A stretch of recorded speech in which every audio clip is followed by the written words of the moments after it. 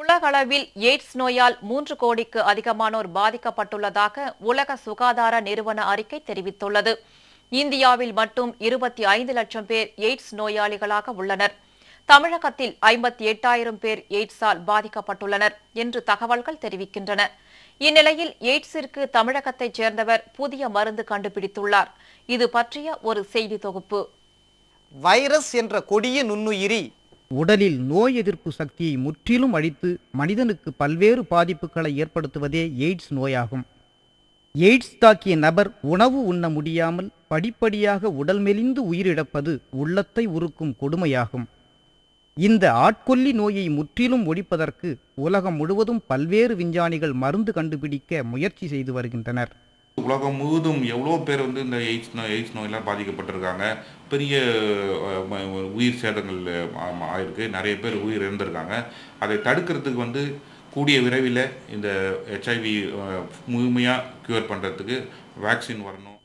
இந்நிலையில் எய்ட்ஸ் நோயை ஒழிக்க ஈரோட்டைச் சேர்ந்த பாலசுப்பிரமணியம் என்ற பரம்பரை மருத்துவர் வைரோலின் என்ற மூலிகை மருந்தை கண்டுபிடித்துள்ளார். கடந்த 10 ஆண்டிற்கும் மேலாக இந்த மருந்து மூலம் எய்ட்ஸ் நோயாளிகள் மரண பிடியிலிருந்து மீண்டுள்ளனர். வைரோலின் அப்படிங்கிற மருந்து இந்த எய்ட்ஸ் நோயாளியின் ரத்தத்தில் நேரடியாக செலுத்தும் போது அவங்களுடைய ரத்தத்தில் உள்ள வைரஸ், எய்ட்ஸ் நோய் சம்பந்தப்பட்ட வைரஸை கம்ப்ளீட் க்ளோஸ் பண்ணிடுதுங்க, கொன்னுட்டு அவங்களுக்கு தேவையான எதிர்ப்பு சக்தியை உண்டு பண்ணுது. ஈரோடு, சத்தியமங்கலம், நாமக்கல் மற்றும் கரூர் பகுதிகளைச் சேர்ந்த எய்ட்ஸ் நோயாளிகள் பலரும் பாலசுப்பிரமணியம் கண்டுபிடித்த மூலிகை மருந்தை தற்போது சாப்பிட்டு வருகின்றனர். இதனால் தங்களுக்கு படிப்படியாக எய்ட்ஸ் நோயிடமிருந்து பூரண விடுதலை கிடைத்துள்ளதாகவும் அவர்கள் சான்றளிக்கின்றனர்.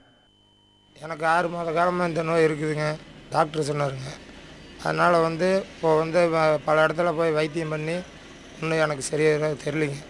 அதனால் இப்போ டாக்டருக்கு இந்த மருந்து கண்டுபிடிச்சிருக்கிறேன் அப்படின்னு சொல்லி இவர்கிட்ட வைத்தியம் பண்ணி 4 மாதமாக நல்லா இருக்குங்க. எனக்கு HIV பாசிட்டிவ் இருந்தது. எனக்கு ஃபஸ்ட்டு வைரலோட செக் பண்ணும்போது 2 லட்சம் இருந்தது.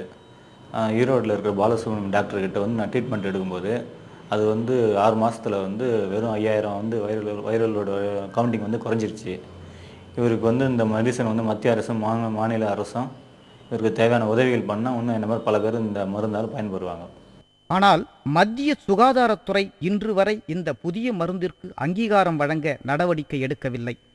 எய்ட்ஸ் நோயை கட்டுப்படுத்த மருந்து கண்டுபிடித்து விற்பனை செய்து வரும் உள்நாட்டு மற்றும் வெளிநாட்டு மருந்து நிறுவனங்கள் இந்த மருந்தின் அங்கீகாரத்திற்கு தடை ஏற்படுத்தி வருவதாக குற்றச்சாட்டும் உள்ளது. இந்த தடைகளை தகர்த்து முறையான ஆராய்ச்சிக்கு பிறகு மூலிகை மருந்திற்கு அங்கீகாரம் வழங்க வேண்டியதும் இந்திய பாரம்பரிய மருத்துவத்தின் மகத்துவத்தை நிலைநிறுத்த வேண்டியதும் அரசின் கடமை. ஜெயா செய்திகளுக்காக தேவராஜனுடன் உதயகுமார்.